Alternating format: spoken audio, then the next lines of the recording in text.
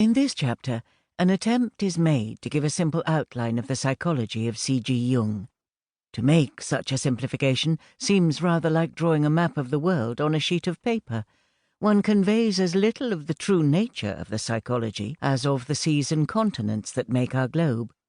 All the same, the map is a beginning, a framework in which later discoveries can be placed. If the outline seems blurred or confused, perhaps a later stage of the journey will make it clearer, and it is suggested that this first chapter shall be read in this light, and returned to, if necessary, as the reader proceeds. Jung's psychology is based firstly on his own experience with human beings, normal, neurotic and psychotic. It is not a kind of psychopathology, though it takes the empirical material of pathology into account. But his theories are, in his own words, suggestions and attempts at the formulation of a new scientific psychology, based in the first place upon immediate experience with human beings. There is no simple formula to which this experience can be reduced. To focus on one point leads to a gain in clarity, but the network of relationships in which psychic activity consists is lost sight of. The search for precision in defining mental experience robs it of much that by nature belongs to it.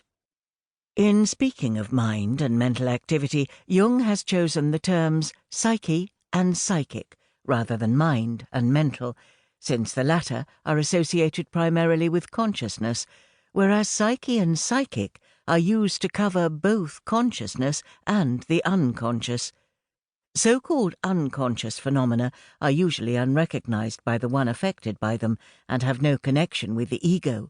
If they do obtrude into consciousness, say for instance in the form of an emotional outburst that is out of proportion to its apparent cause, they are largely inexplicable to anyone who is unaware of the nature of unconscious motivation.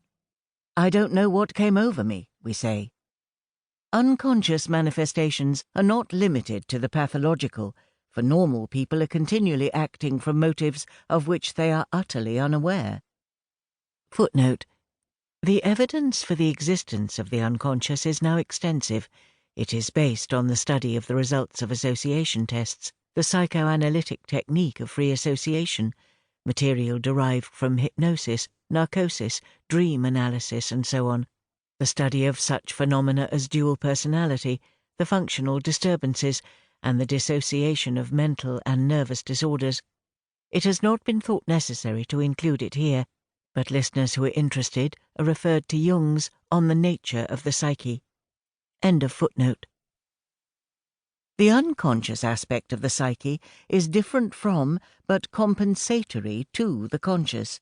In Jung's view, the conscious mind grows out of an unconscious psyche which is older than it, and which goes on functioning together with it, or even in spite of it.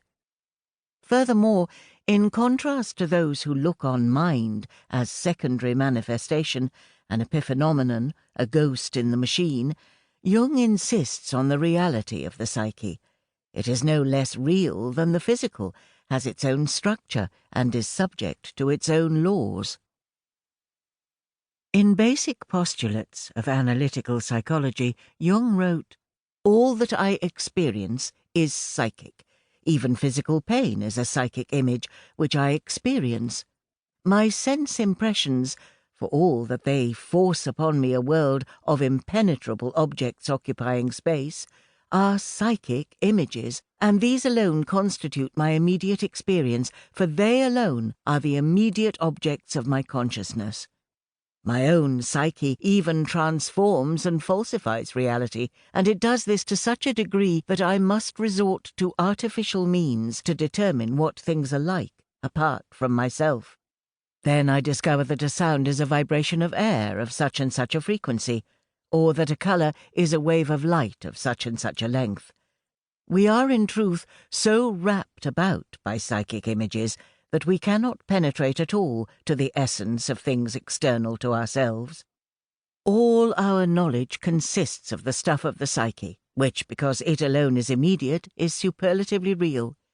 Here, then, is a reality to which the psychologist can appeal, namely, psychic reality."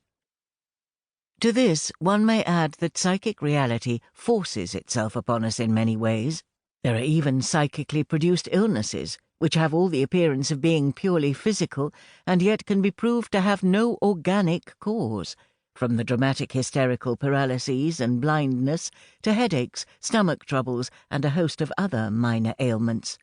Furthermore, everything made by man had its beginnings in the psyche, was something he just thought of, or perhaps saw in a dream or as a vision. Our own hopes and fears may be grounded in realities that are recognizable to others, or they may be purely imaginary. But the joy or anxiety they bring is the same in either case. What we experience is real to us, if not to other people, and has its own validity, equal to, though different from, the reality that is generally acknowledged. This attitude towards the reality of the psyche contrasts strikingly with that to which Jung often refers as a nothing but attitude. Those who hold this point of view continually belittle psychic manifestations, especially experiences which cannot easily be connected with outside events, and refer to them disparagingly as nothing but imagination, or merely subjective. Jung, on the other hand, gives the inner or psychic process a value equal to the outer or environmental one.